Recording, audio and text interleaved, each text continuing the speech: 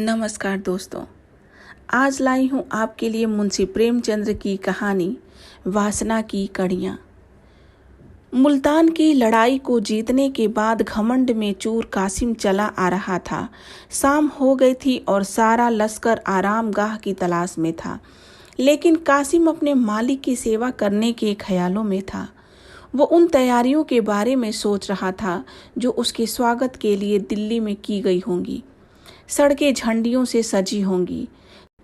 गलियों, चौराहों और नौबत खाने के ऊपर का वह स्थान जहां वाद्य यंत्र बजाए जाते हैं के ऊपर गीत गाए जाएंगे। जैसे ही मैं शहर के अंदर दाखिल होऊंगा, शहर भर में मेरे स्वागत के लिए लोग खुशी से चिल्लाने लगेंगे। तोपों की सलामी दी जाएगी। शहर की सारी सुंदर स्त्रियां मुझे ही देखेंगी और मेरे ऊपर फूलों की बारिश करेंगी। बड़े बड़े लोग मेरे स्वागत के लिए महल के द्वार तक आएंगे। मेरे दरबार में पहुंचते ही हुजूर जैसे ही मुझे गले लगाने के लिए उठेंगे, मैं उनके पैर चूम लूँगा। आह, वो समय कब आएगा? कासिम ने इन्हीं ख्यालों में झूमता हुआ घोड़े को भगाया और सारे कैदियों के झुंड, घायल सिपाहियों को, लश्कर को भी पीछे छोड़ दिया। लश्कर के आगे मुल्तान के राजा की बेगमें और शहजादियां और उनके नौकर चाकर थे। इन सवारियों के आगे और पीछे हथियारबंद ख्वाजा सहराओं का एक बड़ा दल था। कासिम अपनी धुन में घोड़े को आगे बढ़ाए जा रहा था। तभी अचानक उसने एक सजी हुई पालकी में से दो आंखों को बाहर झांकते हुए देखा। कासिम दो पल के लिए चौंक सा गया। उसने अपने दिल में एक कपकपी सी महसूस हुई। वो नजरें कासिम के दिल के किसी एक कोने में घर कर गईं। उसके सामने वही दो आंखें घूम रही थी। उसके दिल में एक मीठी मीठी चुभन सी, एक बेसुधी सी होने लगी। उसका रोने को मन कर रहा था। उसके दिल में दर्द का एहसास जाग गया था, जो प्यार की पहली मंजिल होती है। थोड़ी देर बाद कासिम ने हुक्म दिया, आज हमारा यहीं ठहराव होगा। आधी रात गुजर चुकी थी और लगभग सारे लश्कर के आदमी गहरी नींद सो चुके थे। पड़ाव के चारों ओर मसालें जलती दिख रही थीं। जो जवान सुरक्षा में थे वो जम्हाइयाँ ले रहे थे, लेकिन एक कासिम था कि उसकी आंखों में नींद बिल्कुल न थी। वो अपने आरामदायक खेमे में बैठे हुए सोच रहा था कि क्या उस स्त्री को एक नज़र देख लेना कोई गुनाह है।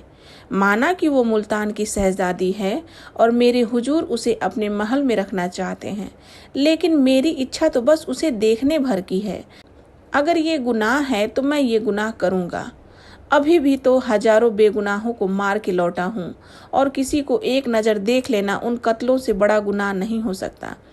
वैसे भी कासिम मुल्तान को फतेह करने वाला हीरो था। वो देर रात तक इसी विषय पर सोचता रहा। फिर कासिम ने अपने खेमे से बाहर निकलकर बेगमों के खेमे को देखा, जो थोड़ी दूर पर ही थे। कासिम ने अपना खेमा इन खेमों के नज़दीक जानबूझकर लगवाया था। बेगमों के खेमे के बाहर 5 सैनिक पहरा दे रहे थे। कासिम ये सोचने लगा कि इन सैनिकों को क्या नींद नहीं आती? खेमे के चारों ओर इतनी रोशनी क्यों कर रखी है? कासिम ने अपने खास को आवाज लगाई। मसरूर। मसरूर कासिम के पास आकर बोला। जी हुजूर। कासिम ने बोला, ये मसाले बुझा दो, मुझे नींद नहीं आ रही। मसरूर, जैसी आपकी मर्जी। यह कहकर मसरूर वहां से चला गया और मसाले बुझ गई। थोड़ी देर बाद एक सेविका शहजादी के खेमे से निकलकर बाहर आई और मसरूर से मसाले बुझाए जाने की वजह पूछी। मसरूर ने कहा, सिपहदार ने ऐसा करने को कहा है, तुम लोग चौकन्ने रहना। मुझे तो उनकी नीयत में खोट मालूम होती है। कासिम काफ़ी व्याकुल था। वो कभी लेट जाता तो कभी टहलने लगता। वह बार बार अपने खेमे के बाहर आकर देखता, लेकिन 5 पहरेदार अपनी बड़ी बड़ी तलवारें लिए पहरे पर अटल थे। इसके बावजूद कासिम पर यही धुन सवार थी कि आखिर शहजादी के दर्शन कैसे हों। इससे आगे उसे ना बदनामी दिख रही थी और ना ही शाही गुस्से का डर। घड़ियाल ने रात के 1 बजाए, जिससे कासिम चौंक गया, जैसे कोई अनहोनी हो गई हो। कासिम इस सोच में पड़ गया कि अब तो कुछ ही घंटों में सुबह हो जाएगी। 3-4 घंटों में तो लश्कर भी कूच कर देगा। कासिम ये सोचने लगा कि अब वक्त कम है, कल तक तो दिल्ली पहुंच जाएंगे। ऐसा न हो कि सारे अरमान दिल में ही रह जाएं। किसी तरह से इन पहरेदारों को चकमा देकर ये काम किया जाना चाहिए। कासिम ने एक बार फिर मसरूर को आवाज़ लगाई। मसरूर। जी हुजूर, कहिए। कासिम, बाहर कैसी ठंड है, नींद आ रही होगी ना? मसरूर, जी नहीं, जब आपने ही आराम नहीं किया तो मुझे कैसे नींद आ सकती है। इस पर कासिम ने कहा, मसरूर, मैं तुम्हें कुछ तकलीफ देना चाहता हूँ। तुम्हारे साथ जो ये 5 आदमी हैं, जरा उनके साथ लश्कर का चक्कर लगा आना। रात में कुछ सिपाही जुआ या फिर पास के गांव में चले जाते हैं, पर काम जरा होशियारी से करना। मसरूर, पर हुजूर, यहाँ तो पहरेदारी के लिए कोई नहीं बचेगा। कासिम, जब तक तुम नहीं आ जाते तब तक मैं यहाँ रहूँगा। मसरूर ने धीमी आवाज़ में कहा, हुजूर, मैं आपकी सभी चालों को समझता हूँ। इसके बाद 5 सैनिक लश्कर की तरफ चले गए। रास्ता साफ था, लेकिन अब कासिम को इस बात का ध्यान आया कि अंदर जाना उतना आसान नहीं है जितना वो समझ रहा था। अब चारों तरफ सन्नाटा था और कासिम दबे पांव शहजादी के खेमे की ओर आया। खेमे के पास आकर पहले कासिम ने ये तसल्ली कर ली कि कोई हो ना। जब उसे इत्मीनान हो गया तो उसने चाकू निकाला और कांपते हुए खेमे की रस्सियां काट दी। अब खेमे के अंदर जाने का रास्ता बन आया तो उसने अंदर एक दीपक जलता हुआ देखा और फर्श पर सोई हुई 2 दासियों को पाया। शहजादी एक आरामदायक मखमली गद्दे पर लेटी हुई थी।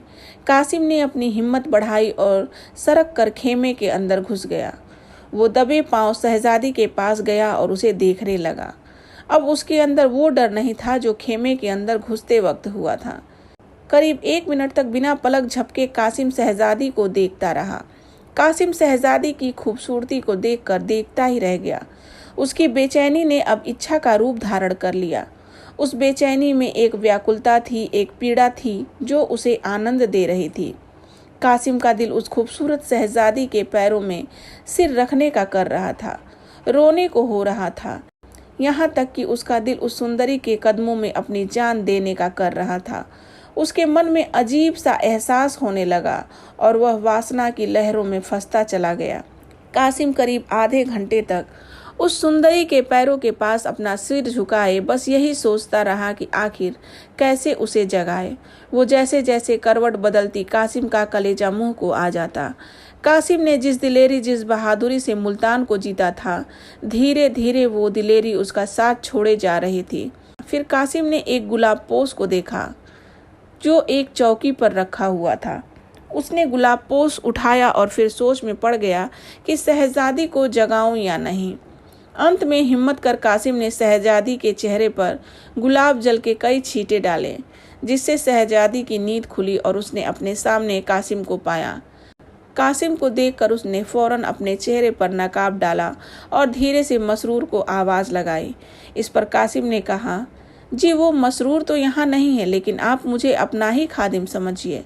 शहजादी ने अपना नकाब ठीक किया और खेमे के एक कोने में जाकर खड़ी हो गई। कासिम को आज पहली बार अपनी वाक शक्ति को लेकर यह एहसास हुआ कि वो कितना गंभीर आदमी है। उसे अपने जज्बात बयां करने में हमेशा झिझक होती थी। कासिम ने कहा, मैं जानता हूँ कि मैंने गलती की है। आप इसकी जो सज़ा सही समझें वो मुझे मंजूर होगी। कासिम ने शहजादी के सामने आह भरते हुए कहा, मैं ही वो बदनसीब इंसान हूँ जिसने आपके बुजुर्ग पिता और भाइयों को मारा है। मेरे ही हाथों से मुल्तान के हजारों जवान भी मारे गए। सल्तनत तबाह हो गई और आपको ये दिन देखना पड़ा, लेकिन आपका ये मुजरिम आपके सामने है। आपके एक इशारे पर मैं आपके लिए न्यौछावर हो जाऊंगा। मुझे ये आज मालूम हुआ कि कैसे बहादुरी के पर्दे में मन की इच्छा इंसान से किस तरह के पाप करवाती है। काश मेरी ये आंखें पहले खुली होती। कासिम ने अपने दिल का सारा हाल शहजादी के सामने कह दिया। भावनाओं में उसने अपने दिल की पीड़ा का ऐसा वर्णन किया कि उसके पास जो शब्द थे वो भी खत्म हो गए। अपने दिल की बात कहने की उसकी सारी इच्छा पूरी हो गई। कासिम वहां से हिला तक नहीं, बल्कि उसने अपनी आरजुओं के लिए एक कदम और आगे बढ़ाया। मेरे इस पूरे विवरण का फायदा ही क्या, अगर हाले दिल ही सुनाना होता तो किसी तस्वीर को सुना देता। वो तस्वीर मेरी कहानी को ज़्यादा ध्यान से और खामोशी से सुनती। कासिम के दिलो दिमाग में बस यही चल रहा था कि काश मैं भी इस सुंदरी की आवाज़ सुन पाता। मेरे इस दर्द का उसके दिल पर क्या असर हुआ ये मालूम हो पाता। काश उसे इस बात का एहसास होता कि जिस आग में मैं जल रहा हूँ उसकी थोड़ी सी आँच इधर भी पहुँच पाती। उसकी आवाज़ कितनी मीठी होगी। इस सुंदर शहजादी की आवाज़ सुनने में कितना मज़ा आएगा। अगर कहीं वो भी मुझसे प्यार करती होगी तो फिर मुझसे खुशनसीब इस दुनिया में कोई और ना होगा। इन्हीं ख्यालों में कासिम दिल ही दिल खुश हुए जा रहा था। इन सब के बीच कासिम को दासियों के जागने और मसरूर के वापस आ जाने की धक धक लगी हुई थी। कासिम ने कहा, ए हुस्न की मल्लिका, ये खादिम आपकी कृपा का अधिकार रखता है, इस पे कुछ रहम नहीं करेंगी आप? इस पर शहजादी ने नकाब के अंदर से ही कहा, जो खुद रहम पाने का अधिकारी हो वो दूसरों पर क्या रहम करेगा? मैं वो पंछी हूँ जिसे ना बोल है ना पर। शहजादी ने कहा, मुझे मालूम है कि कल शाम को मैं उस जालिम बादशाह के आगे हाथ बांधे खड़ी रहूंगी। कौन शख्स ऐसी जिंदगी की इच्छा रखेगा? आगे शहजादी ने आह भरते हुए कहा, मुल्तान की शहजादी एक जालिम और पापी इंसान की वासना का शिकार होने को मजबूर है। आप मुझे मेरे हाल पर छोड़ दीजिए। मैं तो हूँ ही बदनसीब।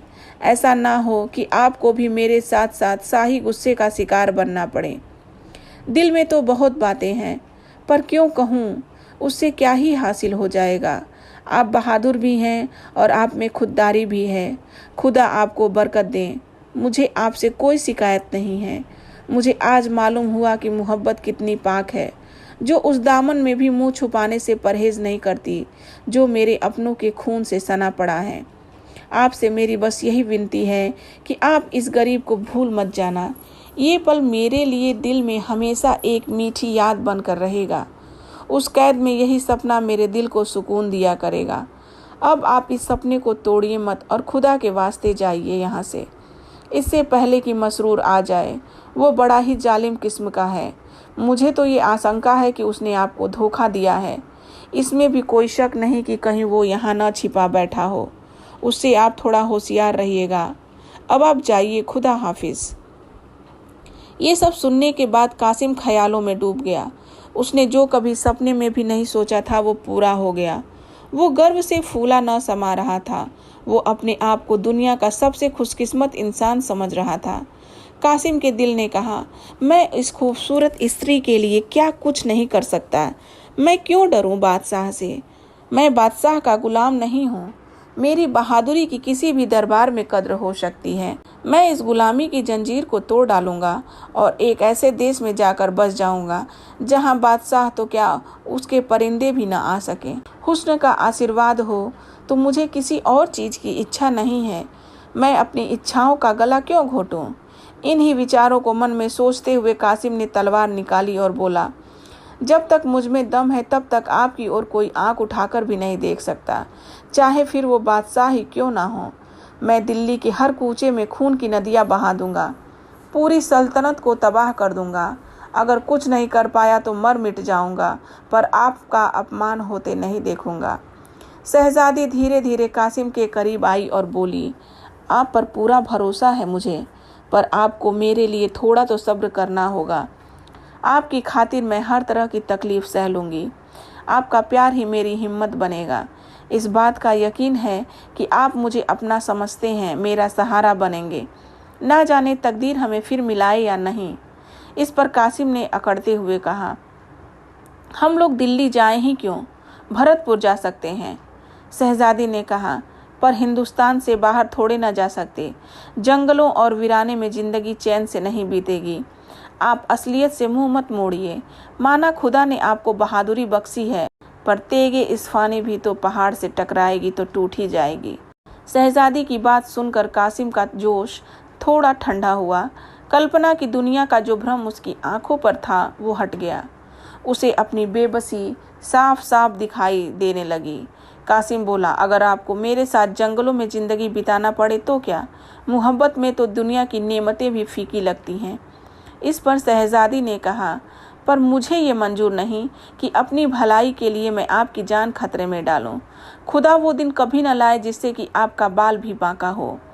आपकी खैरियत और बहादुरी की खबरें ही मुझे उस कैद में तसल्ली देगी। मैं आपकी खातिर वो सब सह लूँगी, ताकि अगर कभी मौका मिले तो आपसे 2-4 बातें कर सकूं। यह सब सुनने के बाद भी कासिम वहाँ से हिला तक नहीं। उसकी इच्छाएं उम्मीद से बढ़कर पूरी हुए जा रही थी। उसने सोचा कि अगर मोहब्बत की ये बहार चंद लम्हों की मेहमान है तो उन लम्हों को आगे का सोचकर बर्बाद क्यों करना। अगर तकदीर में इस हुस्न की मल्लिका को पाना नहीं लिखा है तो फिर ये मौका क्यों हाथ से जाने दूं। कौन जाने मुलाकात का मौका फिर मिले या ना मिले। यह सब सोचने के बाद कासिम ने कहा, अगर आपका यह आखिरी फैसला है तो मेरे लिए सिवाय मायूसी के क्या चारा रहेगा। पर बस आप एक पल के लिए ही सही, पर मेरे पास आकर बैठ जाइए, ताकि मेरे बेकरार दिल को थोड़ी तसल्ली मिल जाए। आइए एक पल के लिए हम ये भूल जाएं कि जुदाई की यह घड़ी हमारे सामने खड़ी है। आइए ये पल साथ मिलकर बिताएं। आप अपनी खूबसूरत हाथों से हमें शराब पिलाएं। कासिम सब चीज़ों से बेखबर शराब पीता रहा। उसने इतनी शराब पी ली कि उसकी गर्दन झुक गई और आंखें लाल हो गईं। वो पूरी तरह से नशे में था। फिर अपनी लालसा भरी आंखों से वो शहजादी की तरफ बढ़ा ही था कि घड़ियाल ने सुबह के 4 बजाते हुए जोर से कूच के डंके को बजाया, जिसकी दिल छेदने वाली आवाज़ कासिम के कान में आई। कासिम की बाहें खुली की खुली रह गईं। दासियां भी उठ बैठी और शहजादी भी वहां से उठ खड़ी हुई। बेचारा कासिम अपने दिल की इच्छाएं लिए खेमे से बाहर निकल आया। जब वो अपने खेमे में आया तो उसका दिल कई सारी इच्छाओं से भरा हुआ था। उससे रहा नहीं गया और कुछ देर बाद उन इच्छाओं ने लालसा का रूप भरा। और अब जब वो बाहर निकला तो उसका मन बुरी इच्छाओं और लालच से भरा हुआ था। उसके मन की इच्छाएं उसकी आत्मा के लिए लोहे की जंजीर बन गई थी। शाम का वक्त था और दिल्ली की सड़कें झंडियों से सजी हुई थीं, जिन पर कासिम मुल्तान के मोर्चे को जीतकर गर्व के नशे में चूर चला आ रहा था। गुलाब और केवड़े के फूलों की खुशबू दिल्ली की सड़कों पर चारों तरफ फैली हुई थी। नौबत खानों में सुहाना राग गाया जा रहा था। तोपों ने मोर्चे की अगुवाई में अपनी आवाज़ बुलंद की। नगर की सुंदरियां खिड़कियों से देख रही थीं। फूलों की बारिश हो रही थी। जब कासिम शाही महल के पास पहुंचा तो बड़े बड़े अमीर लोग उसके स्वागत के लिए कतार में बंद खड़े थे। ऐसे सत्कार के बीच जब वो दीवाने खास में पहुंचा तो उसका दिमाग उस वक्त 7वें आसमान पर था। बादशाह के पास पहुंचते ही उसने शाही तख्त को चूम लिया।